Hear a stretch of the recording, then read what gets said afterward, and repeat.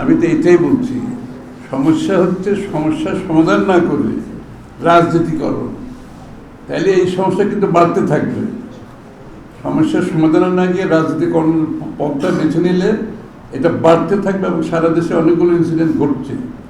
সুতরাং একটা জিনিস পরিষ্কার হতে হবে, যারা এই বিষয়গুলোকে নিয়ে রাজনীতিকরণের মাধ্যমে আগামী দিনের তাদের নির্বাচনী বৈতরণী পার হওয়ার সুযোগ খুঁজতেছে, দুর্ভাগ্যবশত তাদের সেইটা সফল হওয়ার কোনো সুযোগ নেই। কারণ এসবের মাধ্যমে, এই ধরনের মিথ্যাচারের মাধ্যমে, এটাকে রাজনীতিকরণের মাধ্যমে মানুষের চোখ অন্যদিকে নিয়ে যাওয়ার কোনো সুযোগ নেই। এবং কারা করেছে এটা সবাই জানে। আমি তো যতটুকু দেখেছি তা আওয়ামী লীগের বোধহয় আওয়ামী লীগের রাজনীতির সাথে জড়িত এরকম কেউ সোশ্যাল মিডিয়াতে দেখেছি, বিভিন্ন রকম পত্রিকায় আসতে দেখলাম।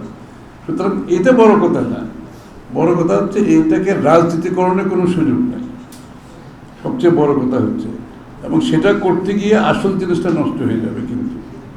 এবং যারা সেটা বুঝে না তারা সেই ধরনের দায়িত্ব পালন করা উচিত না, এটা বুঝতে হবে।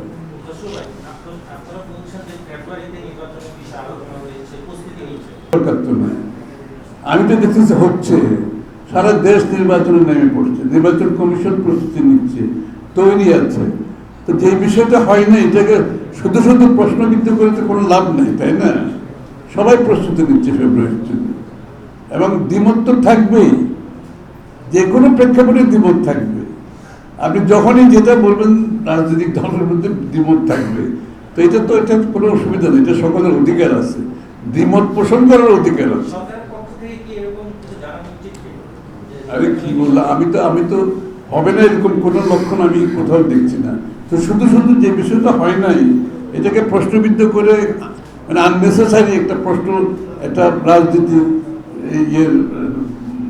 মানে আমাদের আগামী দিনের নির্বাচনকে এটাকে ব্যাহত করার একটা চেষ্টা করে তো কোনো লাভ নাই। সারা দেশের মানুষ প্রস্তুতি নিচ্ছে ফেব্রুয়ারি নির্বাচনের জন্য। ধন্যবাদ।